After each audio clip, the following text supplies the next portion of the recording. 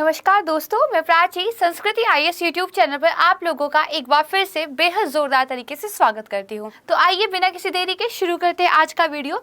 हमारा आज का जो सबसे पहला टॉपिक है ये है देखिए उपभोक्ता खाद्य मूल्य सूचकांक। देखिए सीपीआई और डब्ल्यूपीआई ये तो आपने पढ़ा भी होगा और मैंने इनके ऊपर एक डेडिकेटेड वीडियो भी ऑलरेडी अपलोड की हुई है, तो वहाँ से भी आप देख सकते हैं। अभी देखिए न्यूज़पेपर में न्यूज़ आई है कि जो सीपीआई इन्फ्लेशन है वो जो है 8 सालों में सबसे उच्चतम स्तर पर पहुंच गई है। कितनी हो गई? 7.8% हो गई थी अप्रैल में। ये आंकड़े मैं सिर्फ आपको इसलिए बता रही हूँ ताकि आपको एक सेंस मिल जाए कि महंगाई बढ़ रही है। आंकड़े आपको रटने नहीं है, क्योंकि हम आंकड़ों को तभी याद करते हैं जब इकोनॉमिक सर्वे आ जाता है और फाइनली हमारे हाथ में एक अच्छा खासा मोटा सा एक आप कह सकते हैं पेपर होता है और फिर हम उसमें से चीज़ों को याद करते हैं। फिलहाल आप इतना याद रखिए कि जो सीपीआई है वो बढ़ रही है। इसके अलावा एक होता है आपका कंज्यूमर फूड प्राइस इंडेक्स। देखिए ये सीपीआई के जैसा ही होता है, लेकिन फर्क सिर्फ इतना है कि सीपीआई के अंदर जो सिर्फ खाद्य वाली चीज़ें हैं उनको जब अलग से लेकर मेज़र किया जाता है तो दरअसल गवर्नमेंट ने एक अलग इंडेक्स उसके लिए बना दिया है, वो है आपका सीपीपीआई यानी कि कंज्यूमर फूड प्राइस इंडेक्स। ये आपको समझ में आ गया। तो देखिए ये चर्चा में क्यों है, तो दरअसल ये भी पिछले 17 महीनों में सबसे हाई पर है। 8.4% पर अभी ये जो है चल रहा है। अप्रैल 2022 में, मार्च 2022 में 7.7% था। अच्छा, अब आपके मन में एक प्रश्न आ रहा होगा, मैम आप बोल रहे हो महंगाई बढ़ रही है, तो रीज़न क्या है? देखिए सबसे पहला रीज़न तो वही है जो रशिया ने यूक्रेन पर इन्वेजन किया है, उसकी वजह से जो ग्लोबल मार्केट है वहाँ पर क्रूड प्राइसेस अपसर्ज हो गए हैं। इसके अलावा देखिए जब किसी भी आधारभूत वस्तु के प्राइस बढ़ते हैं तो उस पर बेस्ड होने वाली चीज़ों के प्राइस भी बढ़ जाते हैं। अगर देखिए वैश्विक बाजार में तेल की कीमतें महंगी हो गई हैं तो लॉजिस्टिक सामानों को इधर से उधर ले जाने के जो किराए हैं वो महंगे हो जाएंगे। इसके अलावा देखिए जो आपका फ्यूल है, लाइट है, ट्रांसपोर्ट है, कम्युनिकेशन है, ये सब महंगा हो जाएगा, क्योंकि स्पिल ओवर इफेक्ट इनके ऊपर होता है। स्पिल ओवर इफेक्ट का मतलब ये है कि जब कोई फंडामेंटल चीज़ में कुछ चेंज होता है तो आसपास की और चीज़ों पर भी उसका असर हमें देखने को मिलता है। तो देखिए ये जो रशिया का इन्वेजन हुआ है यूक्रेन में, इसके अलावा जो क्रूड ऑयल के प्राइस बढ़ गए हैं, कोविड के बाद से जो ग्लोबल सप्लाई चेन डिसरप्शन हुए थे वो अभी तक जो ठीक नहीं हो पाए हैं, ये बहुत सारे कारण हैं जिनकी वजह से महंगाई देखिए बढ़ रही है। मैंने जो कुछ भी बोला इसको हम टाइम टू टाइम बार बार पढ़ेंगे, तो इसीलिए चिंता बिल्कुल भी नहीं करनी है कि मैम मुझे तो ये वाला पॉइंट समझ में नहीं आया, क्योंकि महंगाई ये तो भारतीयों के साथ उसी तरह जुड़ा हुआ है जिस तरह आलू और प्याज जुड़े हुए हैं। जब तक आलू और प्याज है तब तक देखिए महंगाई पर हल्ला तो होना ही है। खैर जोक्स अपार्ट, बात कहने की ये है कि आपको आज के वीडियो में सिर्फ जो समझना है वो है उपभोक्ता खाद्य मूल्य सूचकांक। क्यों ये समझना है ये मैं आपको पूरा बैकग्राउंड बता चुकी हूँ। जो भी मैंने बताया है वो सब देखिए इस आर्टिकल के अंदर कवर हुआ था। Retail inflation quickens to an almost 8 year high at 7.8%, और इसी के अंदर देखिए CFPI जो कि 8.4% है इसकी बात की गई थी। तो मुझे लगा कि मैं CPI WPI आपको पढ़ा चुकी हूँ, क्यों ना आज आपको CFPI पढ़ाया जाए। ये होता क्या है? देखिए जनसंख्या के द्वारा उपभोग की जाने वाली जो खाद्य वस्तुएं हैं, पहला कीवर्ड क्या है? जो खाने पीने के सामान है उनकी खुदरा कीमतों में, दूसरा कीवर्ड क्या है? उनके रिटेल प्राइसेस में परिवर्तन का क्या है? ये एक उपाय है। यानी कि हमारी जो पॉपुलेशन है वो किस तरह का फूड कंज्यूम कर रही है, उस फूड के रिटेल प्राइसेस में क्या चेंजेस हो रहे हैं, इसको जो मेजर किया जाता है वो दरअसल उपभोक्ता खाद्य मूल्य सूचकांक के द्वारा जो है किया जाता है। अब देखिए जो हमारा NSO हो चुका है अब, यानी कि CSO, ठीक है, इसके द्वारा ये सूचकांक निकाला जाता है ग्रामीण स्तर पर, शहरी स्तर पर और एक कंबाइंड ऑल इंडिया स्तर पर निकाला जाता है। यानी कि 3 तरीके से इस डाटा को वो लोग जो है निकालते हैं। अब देखिए इसका जो आधार वर्ष है वो 2012 है, और आपको याद होगा कि CPI का आधार वर्ष भी 2012 है, क्योंकि फाइनली बात तो हम कंज्यूमर उपभोक्ता सूचकांक की ही कर रहे हैं, है ना। आप एक तरीके से देखिए मतलब मतलब कंज्यूमर उपभोक्ता नहीं, उपभोक्ता मूल्य सूचकांक। ठीक है, इसके बाद देखिए खुदरा मूल्य कोटेशन पे आधारित है ना। जैसे जब हम WPI निकालते हैं तो वो आपका क्या है, होलसेल वैल्यू जो कोटेशन होती है उस पर आधारित होता है। लेकिन जो CPI है या फिर आपका CFPI है, ये देखिए रिटेल प्राइसेस पर जो है आधारित होता है, ये तो आप समझ ही गए। इसके बाद देखिए जो NSO का फील्ड ऑपरेशन डिवीजन है वो जो है सिलेक्टेड शहरों से, इसके बाद जो डाक विभाग है वो जो है सिलेक्टेड गांवों से मूल्य डाटा को इकट्ठा करता है। इसके अलावा जो राष्ट्रीय सूचना विज्ञान केंद्र है उसके द्वारा जो अलग अलग वेब पोर्टल्स बनाए गए हैं उनके द्वारा भी डाटा को प्राप्त किया जाता है। मतलब आपको 3 चीज़ें ध्यान रखनी है, शहरों से जो डाटा कलेक्ट किया जाता है तो field operation division of NSO, गांव से डाटा इकट्ठा करना तो डाक विभाग, very easy to remember, right. उसके बाद थर्ड आपको क्या याद रखना है कि राष्ट्रीय सूचना विज्ञान केंद्र ये वेब पोर्टल के माध्यम से डाटा इकट्ठा करता है। तभी तो हम 3 स्तर पर जो है निकाल पाते हैं ना कि शहर में क्या महंगाई चल रही है, गाँव में क्या महंगाई चल रही है ना, या फिर कंबाइंड क्या चल रही है। फॉर एग्जाम्पल मिल्क के अगर प्राइसेस बहुत ज़्यादा बढ़ रहे हैं तो दिल्ली में ये मेरे लिए चिंता का विषय हो सकता है, लेकिन मेरे गांव में ये मेरे लिए चिंता का विषय नहीं है, क्योंकि मेरे गांव में दूध जो है घर पर ही होता है। ठीक है, तो वहां पर जो है कितना इसके अंदर इन्फ्लेशन आ रहा है वो उतना मैटर नहीं करता। बट यहाँ दिल्ली में क्योंकि मुझे मिल्क परचेज करना पड़ता है तो अगर उसके प्राइसेस बढ़ रहे हैं तो that will affect me, right. तो इसीलिए ग्रामीण और शहरी क्षेत्रों की जो महंगाई है उसको हम अलग अलग भी देखते हैं। ठीक है, इतना आप समझ गए। अब ये तो हुई पूरी इंडिया के स्तर पर बात। अब देखिए फूड एक ऐसी चीज़ है, एक ऐसी नेसेसिटी है जिसके बिना हम रह ही नहीं सकते हैं। तो हमें पता होना चाहिए कि विश्व स्तर पर भी इस महत्वपूर्ण सूचकांक को आखिर कौन निकालता होगा, ये क्वेश्चन तो आना चाहिए ना। इंडिया के लेवल पे बात हो तो वर्ल्ड में क्या हो रहा है, वर्ल्ड के लेवल पे बात हो तो इंडिया में क्या हो रहा है, ये क्वेश्चन तो ज़रूर आप सोचा कीजिए। तो देखिए जो संयुक्त राष्ट्र की एजेंसी है, कौन सी, खाद्य व कृषि संगठन, food and agriculture organisation FAO, वो जो है विश्व स्तर पर खाद्य मूल्य सूचकांक को जो है जारी करता है।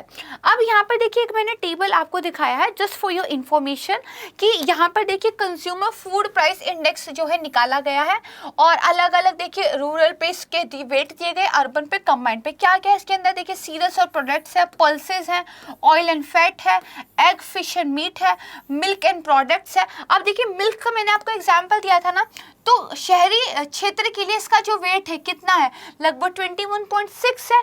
वहीं अगर ग्रामीण क्षेत्र में देखेंगे तो इसका कितना वेट है, देखिए 16.6, डिफरेंस साफ दिख रहा है। इसके बाद देखिए जो आपके स्पाइसेस, मसाले वगैरह है, फिर वेजिटेबल्स है, सब्जियां हैं, फ्रूट्स हैं, ठीक है। उसके बाद शुगर ETC है, इस टोटल को मिलाकर 100 का जो है ये इंडेक्स बनता है। ठीक है, तो आपको मतलब एक आइडिया लग गया कि सारी खाने पीने की महत्वपूर्ण चीजें जो हमारे भोजन का एक आवश्यक पार्ट बनाती हैं वो जो है इसके अंदर आती हैं। समझ गए? चलिए अब हम चलते हैं अपने नेक्स्ट टॉपिक की तरफ। ये है देखिए event horizon telescope, science and tech का ये एक करंट अफेयर है, इंपॉर्टेंट है क्योंकि कल के न्यूज़पेपर की फ्रंट न्यूज़ के रूप में इसको कवर किया गया था, मतलब फ्रंट पेज पे था। इसके अलावा जितने भी साइंस जर्नल्स होते हैं उन सब के द्वारा इसको बहुत अच्छे तरीके से कवर किया गया था। ये है क्या, सबसे पहली बात तो देखिए न्यूज़ क्या है कि event horizon reveals true colours of SGRA। दरअसल हमारे विश्व के अंदर, हमारा ही है विश्व, तो दरअसल बहुत सारे राष्ट्रों ने मिलकर एक टेलीस्कोप का निर्माण किया है जिसका नाम है इवेंट होराइजन। इसका उद्देश्य ही है कि जो ब्लैक होल्स है उनकी पिक्चर खींची जा सके। अब एक क्वेश्चन आपके मन में आना चाहिए, मैम जो ब्लैक होल होते हैं उनकी तो इतनी ज़्यादा ग्रेविटेशनल फोर्स होती है कि प्रकाश भी जो है उनसे टकराकर वापस नहीं आ सकता। और हमें एक चीज़ तो पता है कि देखिए जो हमारी आँख होती है, मैं एक छोटा सा बना देती हूँ, वो देखिए जब किसी वस्तु से टकराकर वापस रिफ्लेक्ट करती है हमारी आइज़ पर तो हमें कोई चीज़ दिखाई देती है। लेकिन ब्लैक होल एक ऐसी चीज़ है जिसके अंदर इतनी ग्रेविटेशन पावर है कि जब लाइट जाती है तो वो उससे वापस नहीं आ पाती। तो इसका मतलब रिफ्लेक्शन ही नहीं हो रहा है तो हमें दिखाई नहीं देगा। तो ब्लैक होल तो मतलब टेक्निकली दिखता पता ही नहीं है, राइट। तो इसका मतलब ये है कि मैम आप कह रहे हो एक टेलीस्कोप बनाया है जिससे जो है हम पिक्चर ले सकते हैं ब्लैक होल की, ये क्या अजीब सी बात बताई। मैं आपको समझाऊंगी। इसीलिए इस टेलीस्कोप का नाम इवेंट होराइजन रखा है। दरअसल एक ऐसी घटना जिसको हम अंतिम दर्शन के रूप में जानते हैं, उस टाइम पे हम क्लिक करते हैं ब्लैक होल की पिक्चर और वही पिक्चर जो है फिर हम देखते हैं। आराम से एक एक करके समझेंगे। फिलहाल हम समझ रहे थे कि बहुत सारे राष्ट्रों ने मिलकर एक कंबाइंड प्रोजेक्ट पर काम किया। उन्होंने इवेंट होराइजन नाम का एक टेलीस्कोप बनाया जिसका काम है कि जो ब्लैक होल्स हैं उनकी पिक्चर ले। अच्छा, इसकी दूसरी क्या इंपॉर्टेंस है, देखिए जो आइंस्टीन की सापेक्षता का सिद्धांत था, थ्योरी ऑफ रिलेटिविटी थी, दरअसल इसके बेस्ड पर ही ब्लैक होल का सिद्धांत जो है वैज्ञानिकों ने दिया था। तो अगर ब्लैक होल की हम पिक्चर ले लेते हैं, हम ये साबित कर देते हैं कि यस ब्लैक होल है, तो जो सापेक्षता का सिद्धांत है उसकी भी पुष्टि होती है। इसका मतलब जो हमारा इवेंट होराइजन है ये थ्योरी ऑफ रिलेटिविटी के सिद्धांत की पुष्टि करने में भी हमें हेल्प कर रहा है। तो ये स्टेटमेंट आपको जो है अच्छे से पता होनी चाहिए, राइट। आइए अब एक एक चीजें देखते हैं। देखिए इवेंट होराइजन टेलीस्कोप परियोजना शुरू तो की गई थी 2009 में, और ये क्या है, एक इंटरनेशनल जो है कोलैबोरेशन है, यानी कि कोई एक कंट्री, कोई दो कंट्री इसके अंदर काम नहीं कर रही, बल्कि many number of the countries are involve in this project, right. उसके बाद देखिए ब्लैक होल का चित्र लेने के लिए विश्व की 8 बड़ी रेडियो दूरबीन, कौन सी रेडियो दूरबीन, यानी कि रेडियो वेव्स की हम बात कर रहे हैं, इनको देखिए कंबाइन करके उपयोग किया जा रहा है। अब क्योंकि मैं आपको एक पिक्चर दिखाती हूँ, ये देखिए अलग अलग राष्ट्र हैं, ठीक है। यहाँ पे आप देखेंगे बोस्टन है, इसके बाद आप देखेंगे नोमिया है, इमाम है, मतलब आप देखेंगे आटाकामा के अंदर अलग अलग लगाई गई हैं, ठीक है। फिर ये एरिजोना के अंदर है। तो आप देखेंगे अलग अलग एरिया में यहाँ पर ये जो टेलीस्कोप है ये लगाए गए हैं, लेकिन ये टेलीस्कोप एक साथ मिलकर कैसे एक ही टेलीस्कोप के रूप में काम करें, ये जो है हमें पता होना चाहिए। तो देखिए भले ही टेलीस्कोप दूर दूर हैं, लेकिन जब ये काम करे तो क्या करे, एक होलसम दूरबीन के रूप में काम करे कि इस पूरी बड़ी दूरबीन से कोई चीज देखी जा सके। इसके लिए टेक्नोलॉजी का यूज जो है किया गया है, नाम आपको पता होना चाहिए, उसका नाम है वेरी लॉन्ग बेसलाइन इंटरफेरोमेट्री। ये आपको ऐसे भी याद हो जाएगा, दूर दूर वाले टेलीस्कोप को जोड़ने के लिए क्या चाहिए, एक लंबी सी बेसलाइन चाहिए, राइट। तो उसका मतलब वो जो लॉन्ग बेसलाइन है उसी नाम से जो है टेक्नोलॉजी कुछ है। तो अब जब ऑप्शन में आपके सामने आएगा तो you can click the answer, okay. चलिए अब देखिए इस तकनीक की वजह से जो अलग अलग टेलीस्कोप थे उनको जोड़कर पृथ्वी के आकार जितना जो है आकार इस टेलीस्कोप का हो गया है। अब हर दूरबीन से जो हमें बहुत सारा डाटा मिल रहा है, इसको हम एक सुपर कंप्यूटर की मदद से प्रोसेस करते हैं, and then finally we have a complete picture. और हमें जो है हमारी जो पिक्चर होती है ब्लैक होल की, या हमारा जो फाइनल डाटा होता है वो मिल जाता है। दरअसल देखिए ब्लैक होल्स की पिक्चर क्लिक करना पूरे ब्रह्मांड में ऐसे है जैसे चांद पर कोई सुई खो गई हो, पृथ्वी पर बैठकर हम उसको ढूंढ रहे हो।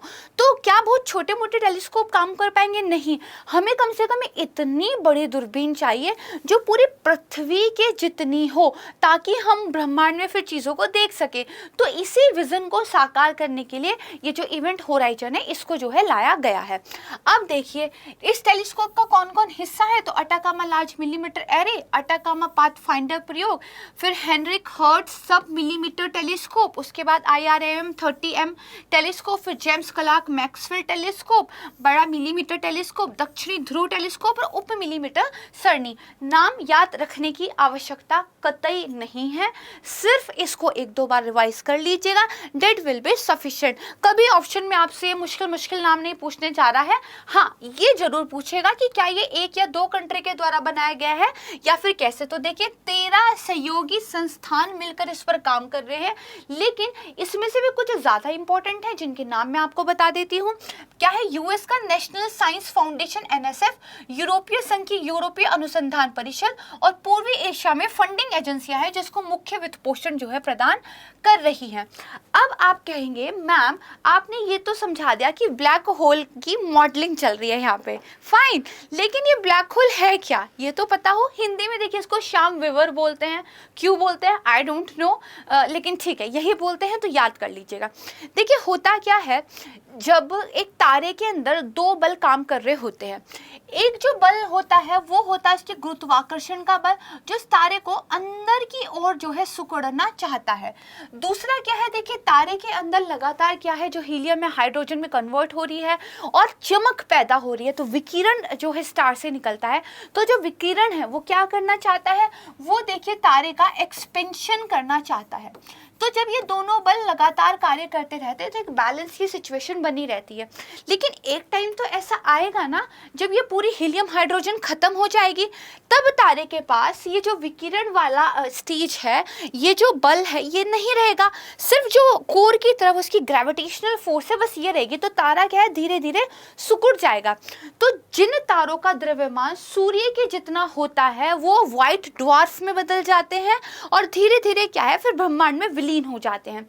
जो सूर्य के द्रव्यमान से कुछ और बड़े तारे हैं उनके साथ देखिए अलग प्रक्रिया होती है, लेकिन जो बहुत ज़्यादा बड़े द्रव्यमान वाले तारे एकदम विशालकाय हैं उनके साथ होता क्या है, दरअसल उनका ग्रेविटेशन के अंदर इतना कॉम्पैक्ट हो जाता है कि उसके अंदर एक विस्फोट हो जाता है, जिसको बोलते हैं सुपरनोवा विस्फोट। इस सुपरनोवा विस्फोट के बाद ही देखिए जो आपका बीच का बचा हुआ भाग फिर भी बच जाता है, उसका गुरुत्वाकर्षण के द्वारा क्या है सिकुड़ना आगे भी जारी रहता है और वो इतना सघन, इतने अधिक गुरुत्वाकर्षण वाला पिंड बन जाता है कि प्रकाश की किरण भी वहां से बाहर नहीं निकल सकती।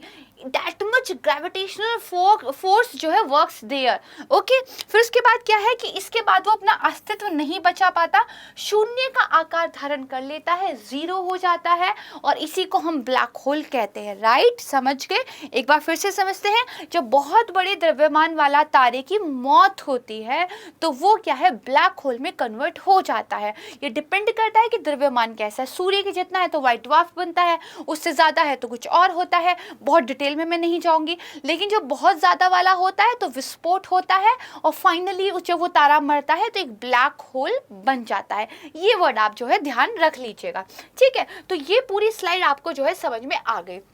अब इवेंट होराइजन क्या होता है, मैंने आपको बताया था अंतिम दर्शन। देखिए निरंतर जो संकुचित हो रहा है तारा, उसमें एक ऐसी अवस्था आती है, धीरे धीरे धीरे धीरे धीरे धीरे धीरे कॉम्पैक्ट होता जा रहा है, ओके। तो उसमें क्या होगा, उसके जो प्रचंड गुरुत्वाकर्षण के कारण प्रकाश के कणों का आना बंद हो जाता है। लेकिन ठीक इससे पूर्व जब लाइट भी इससे पास ना हो सके, इससे जस्ट पहले की अवस्था को हम देख सकते हैं, महसूस कर सकते हैं और इसी जस्ट पहले की घटना को इवेंट होराइजन कहते हैं। और इसी टाइम पे ब्लैक होल की पिक्चर अगर क्लिक हो गई तो हो गई, उसके बाद वो दिखाई देना बंद हो जाएगा। होपफुली मैं ये टॉपिक आपको क्लियर करने में जो है सक्षम रही होंगी, और अगर ऐसा रहा है तो प्लीज़ मुझे एक बार कमेंट में बता दीजिएगा कि ये टफ सा टॉपिक आपको समझ में आ गया है या नहीं। आइए अब हम देखते हैं अपना तीसरा टॉपिक है कि समुदायों को अल्पसंख्यक का दर्जा कौन देता है। ये मुद्दा देखिए चर्चा में है। दरअसल सुप्रीम कोर्ट में एक याचिका दर्ज हुई थी जिसमें उन्होंने कहा कि ये जो अल्पसंख्यकों को दर्जा देने की पावर है केंद्र सरकार के पास, इस पर पुनर्विचार करने की आवश्यकता है। क्यों? क्योंकि जो एक समुदाय किसी एक पर्टिकुलर राज्य में बहुसंख्यक हो सकता है, वही एक समुदाय किसी दूसरे राज्य में अल्पसंख्यक भी हो सकता है। जैसे यूपी में हिंदू आप कह सकते हैं बहुसंख्यक आबादी है, लेकिन जम्मू कश्मीर में वो जो है अल्पसंख्यक हो जाते हैं। तो उन्होंने जो है 2 एक्ट के तहत केंद्र सरकार की जो पावर्स थी, पहला वाला एक्ट कौन सा है, national commission for minority educational institution act 2004, और दूसरा कौन सा आपका national commission for minority act 1992। इसके तहत केंद्र सरकार के पास जो पावर है उसको चैलेंज किया है और उन्होंने ये कहा है कि सुप्रीम कोर्ट जी ऐसा बोल दीजिए कि जो अल्पसंख्यकों का निर्धारण है वो राष्ट्रीय स्तर पर ना होकर राज्य स्तर पर हो, भले केंद्र सरकार करे और राज्यों के पास भी ये पावर हो। हालांकि हमें पास्ट में ऐसे केसेस देखने को मिले हैं जब राज्य सरकारों ने भी कुछ समुदायों को अल्पसंख्यक घोषित किया है, फिर भी एक स्टैब्लिश फैक्ट बन पाए, इसके लिए कोर्ट में मुद्दा चल रहा है। जब फाइनल निर्णय आएगा तो हम बात करेंगे। लेकिन आपने एक चीज ध्यान रखनी है कि फिलहाल जो इस मुद्दे को थोड़ी ज्यादा हवा मिली है, ये सेंट्रल गवर्नमेंट ने कोर्ट के अंदर 2 एफिडेविट फाइल किए, उसकी वजह से मिली है। और मजे की बात यह है कि central government I don't know क्या सोच रहे हैं, लेकिन उन्होंने दोनों एफिडेविट में 2 अलग बातें कही हैं। जैसे उन्होंने पहले वाले में ये कहा कि जो अल्पसंख्यकों को घोषित करने की पावर है केंद्र की, वो राज्यों के साथ कॉन्करेंट है, समान है, आप भी कर सकते हैं, हम भी कर सकते हैं। लेकिन 9 मई 2022 को उन्होंने दूसरा एफिडेविट फाइल किया और जिसमें उन्होंने ये कहा कि भैया इस तरह की कोई इलाबरेशन उन्होंने नहीं दी कि राज्यों के पास क्या पावर होगी, केंद्र का एम्बिगुअस सा स्टैंड उन्होंने अपना रखा है। तो कोर्ट ने भी कहा है कि भैया क्लियर तो करो, आप कहना क्या चाहते हो, है ना। कोर्ट एक्चुअली आजकल केंद्र सरकार को ना ये बहुत बार कह रहा है कि आखिर आप कहना क्या चाहते हो। तो इसीलिए आइए देखते हैं कि आखिर हमारा कॉन्स्टिट्यूशन इस बारे में क्या कहता है। तो आप देखिए, संसद के पास विधायी और केंद्र सरकार के पास राष्ट्रीय अल्पसंख्यक आयोग अधिनियम 1992 की धारा 2C के तहत किसी भी समुदाय को अल्पसंख्यक के रूप में घोषित करने की, अधिसूचित करने की कार्यकारी शक्ति है। यानी कि पार्लियामेंट चाहे तो कानून बनाकर, एक्ट लाकर किसी समुदाय को अल्पसंख्यक घोषित कर सकती है। लेकिन अगर केंद्र सरकार भी चाहे तो अपनी एग्जीक्यूटिव पावर के तहत ऐसा कर सकती है। और ये पावर उनको कहाँ से मिलती है, वो देखिए इस एक्ट की धारा के द्वारा उनको जो है मिलती है। उसके अलावा देखिए वर्तमान में क्या चल रहा है, जो केंद्र सरकार है वो national commission of minority act 1992 की धारा 2C के तहत ही अनुसूचित समुदायों को जो है अल्पसंख्यक मानता है। इसके साथ ही देखिए आप 1992 में जो आपका एनसीएम अधिनियम था, इसके साथ जो अल्पसंख्यक आयोग था वो क्या बन गया, एक वैधानिक, एक स्टैट्यूटरी आयोग बन गया, क्योंकि एक्ट के द्वारा बना और बाद में इसका नाम बदल के क्या कर दिया गया, राष्ट्रीय अल्पसंख्यक आयोग कर दिया गया। भारत में देखिए 5 धार्मिक समुदायों को पहले अल्पसंख्यक का दर्जा मिला था, मुस्लिम, ईसाई, सिख, बौद्ध और पारसी। इसके बाद देखिए 2014 में जैनियों को भी जो है अल्पसंख्यक समुदाय के रूप में अधिसूचित कर दिया। अब मैंने कहा था कि राज्य सरकार भी ऐसा कार्य करती है, तो देखिए 2016 में महाराष्ट्र ने यहूदियों को अल्पसंख्यक समुदाय के रूप में अधिसूचित किया था। इसके अलावा कर्नाटक ने उर्दू, तेलुगु, तमिल, मलयालम, मराठी, तुलु, लमानी, हिंदी, कोंकणी, गुजराती को अल्पसंख्यक भाषाओं के रूप में अधिसूचित किया था। इसके अलावा देखिए जो हमारे पास 3 सूचियां है, एक केंद्र सूची, एक राज्य सूची, एक समवर्ती सूची। तो जो अल्पसंख्यकों के कल्याण से संबंधित चीजें हैं वो समवर्ती सूची में आती है। यानी कि कॉन्स्टिट्यूशन में ये कहता है कि अल्पसंख्यकों से रिलेटेड जो चीजें हैं उसमें केंद्र के पास भी पावर होगी और राज्य सरकार के पास भी देखिए पावर होगी। अच्छा, ये हमने समझा। सुप्रीम कोर्ट ने अभी तक क्या कहा है, तो देखिए आपका जो है टीएम में पाई फाउंडेशन बनाम यूनियन ऑफ इंडिया का मामला आया था, जिसमें 11 जजों की संवैधानिक बेंच ने यह कहा था कि राज्य कानून के संबंध में धार्मिक या भाषाई अल्पसंख्यक का निर्धारण करने वाली इकाई केवल राज्य हो सकता है। यानी कि अगर आप स्टेट लॉज के तहत किसी को माइनॉरिटी स्टेटस देना चाहते हैं तो ये काम नेशनल लेवल पे नहीं होगा, ये स्टेट लेवल पे होगा, केवल राज्य सरकार ऐसा करेगी। ठीक है। इसके अलावा उन्होंने ये तक कहा कि अगर अल्पसंख्यकों का निर्धारण करना है केंद्रीय कानून के तहत, सेंट्रल लॉज के तहत, तो भी जो यूनिट होगा वो आधार राज्य ही होगा, ना कि संपूर्ण भारत। तो इसके अलावा देखिए जो अनुच्छेद 30 है उसमें अल्पसंख्यक जो कि धार्मिक और भाषाई हैं उनको जो है बराबरी का दर्जा दिया गया है और उनको राज्य स्तर पर ही जो है निर्धारित किया जाना चाहिए। ये तो हुई कि सुप्रीम कोर्ट ने क्या कहा है। अब कुछ अनुच्छेद हमारे संविधान में दिए गए हैं, वो क्या कहते हैं हमें ये भी पता होना चाहिए। पहला है अनुच्छेद 350B। देखिए मूल रूप से भारत के संविधान में भाषाई अल्पसंख्यकों के विशेष अधिकार के संबंध में कोई प्रावधान नहीं था, मूल संविधान में नहीं था भाषाई अल्पसंख्यकों के लिए। ठीक है, लेकिन जो 7वां संवैधानिक संशोधन अधिनियम 1956 आया उसके द्वारा अनुच्छेद 350B के रूप में इसको जोड़ा गया। एक तो ये इंपॉर्टेंट है, मतलब बहुत ही ज्यादा इंपॉर्टेंट है, ध्यान रख लीजिएगा। और एक और वर्ड याद रखिएगा, भाषाई अल्पसंख्यक, जिसको मैंने सर्कल किया है। दूसरा देखिए अनुच्छेद 29, ये कहता है कि जो भारत है उसके अंदर किसी भी भाग के निवासी नागरिक किसी भी अनुभाग को अपनी विशेष भाषा, लिपि या संस्कृति को बनाए रखने का अधिकार होगा। यानी कि इंडिया के अंदर जो सिटीजन्स है, वर्ड क्या यूज हुआ है कि निवासी नागरिक यानी कि हमारे यहाँ रहने वाले जो सिटीजन्स हैं, अगर वो अपनी लिपि को, अपनी भाषा को सुरक्षित करना चाहते हैं, उसके लिए कुछ एफर्ट करना चाहते हैं, तो ये अधिकार उनको। नागरिक का मतलब क्या सिर्फ अल्पसंख्यक होता है या सिर्फ बहुसंख्यक होता है? कुछ भी नहीं होता। नागरिक का मतलब दोनों होता है। तो इसका मतलब जो आपका अनुच्छेद 29 है, दरअसल ये क्या है, अल्पसंख्यकों को साथ में बहुसंख्यकों को दोनों को अधिकार देता है। Very very important, it should be in your mind कि जो आर्टिकल नंबर 29 है वो दोनों ही एक प्रकार के जो समुदाय हैं उनको जो है राइट्स देता है। राइट, नेक्स्ट देखते हैं अनुच्छेद 30। देखिए, धर्म या भाषा के आधार पर जो अल्पसंख्यक वर्ग होंगे वो अपनी रुचि के एजुकेशनल इंस्टीट्यूट जो है स्टैब्लिश भी कर सकते हैं और उनको फिर रेगुलेट भी कर सकते हैं। यहाँ पे वर्ड क्या यूज हुआ है, अल्पसंख्यक वर्ग, यानी कि ये जो अधिकार है ये एट पार विद बहुसंख्यक नहीं है, ये स्पेशल राइट है। राइट, ये ध्यान रखिएगा। इसके बाद देखिए अनुच्छेद 30 के तहत मैंने आपको बता दिया कि ये केवल अल्पसंख्यकों के लिए है, नागरिकों के किसी भी वर्ग तक इसको जो है विस्तारित नहीं किया जा सकता। ये अब आप देखिए बहुत अच्छे से समझ गए। अब हम बात करते हैं अपने नेक्स्ट टॉपिक की, दैट इज फोर्थ टॉपिक। क्या है, देखिए अंतर्राष्ट्रीय खाद्य नीति अनुसंधान संस्था, यानी कि आपके क्या है international food policy research institute.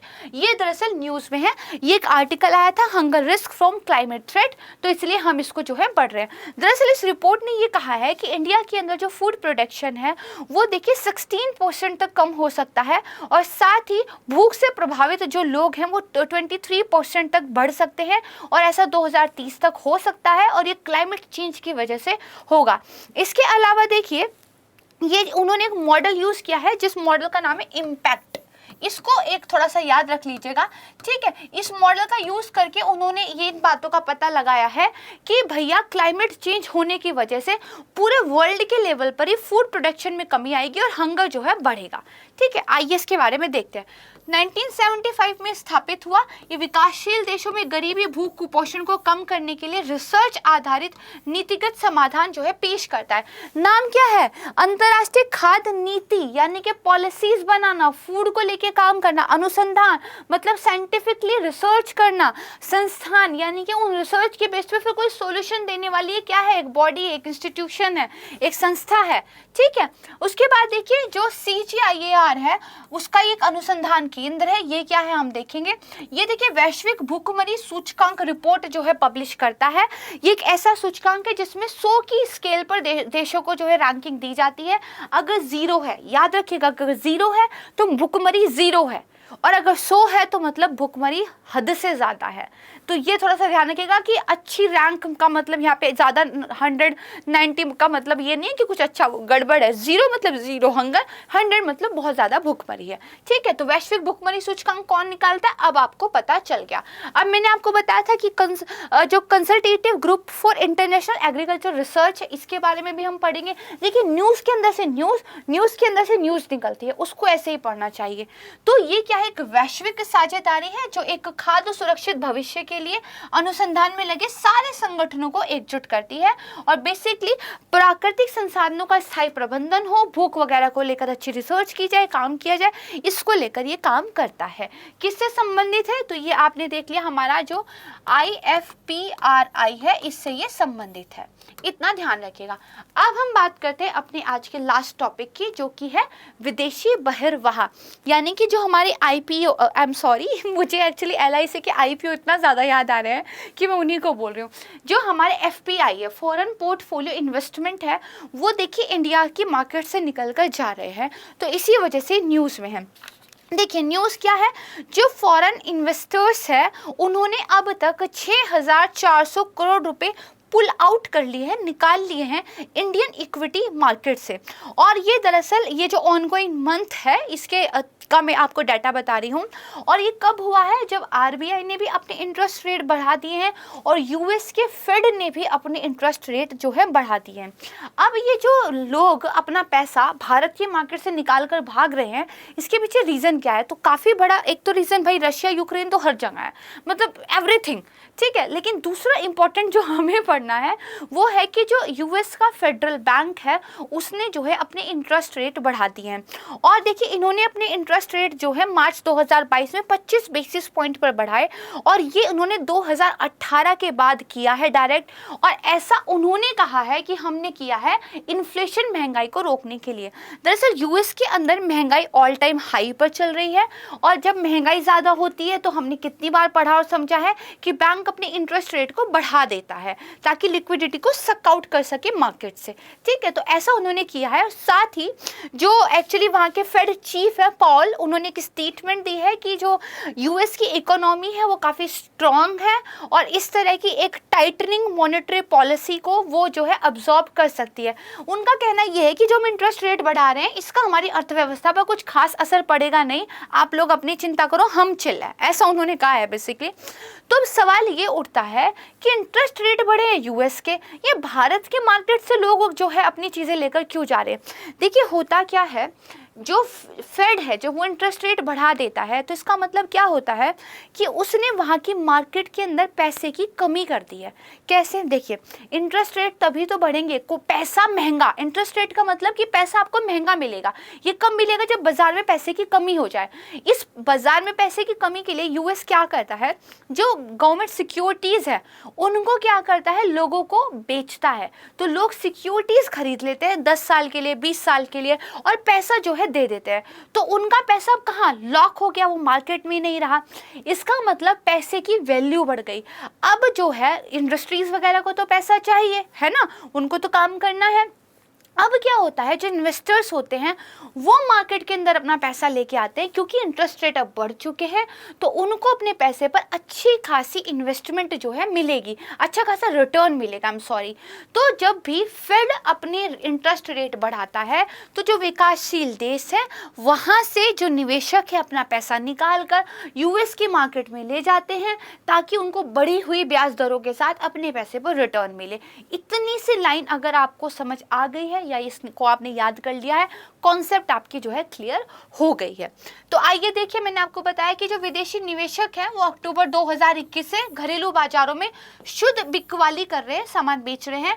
अप्रैल में लगातार 7वें महीने में भारतीय शेयरों से 7,144 करोड़ रुपए की निकासी क्या है, जारी है। अच्छा, ये हम सब क्यों पढ़ रहे हैं, क्योंकि एक आर्टिकल आया था GDP growth to be almost 8% this fiscal, ऐसा जो है गवर्नमेंट कह रही है। आरबीआई ने 7.2 कहा था लेकिन वो कह रहे हैं कि नहीं, बहुत अच्छे काम हो रहे हैं तो हमारी जो है 8% रहेगी। और इसी के अंदर उन्होंने बताया है कि जो एफपीआई है, क्योंकि ये देश से बाहर जा रहे हैं तो जो हमारा फॉरेक्स रिजर्व है उस पर भी दबाव देखने को मिल रहा है। क्योंकि देखिए अमेरिका का कोई इन्वेस्टर, यूरोपियन यूनियन का कोई इन्वेस्टर जो इंडिया में पैसा लगाया था उसने अपने डॉलर को रुपीस में कन्वर्ट करके लगाया था। जब वो भागेगा यहाँ से तो उसको वापस अपने रुपये डॉलर में चाहिए, तो डॉलर धीरे धीरे मार्केट से बाहर निकल रहे हैं, मतलब हमारे फॉरेक्स रिजर्व पर दबाव जो है पड़ रहा है। राइट, चलिए इसके बाद देखिए एफबीआई में जो बिक्री हो रही है क्यों हो रही है, फेड दर में वृद्धि हुई है, इसके अलावा मुद्रास्फीति और साथ में कच्चा तेल और कमोडिटी की बढ़ती कीमतें।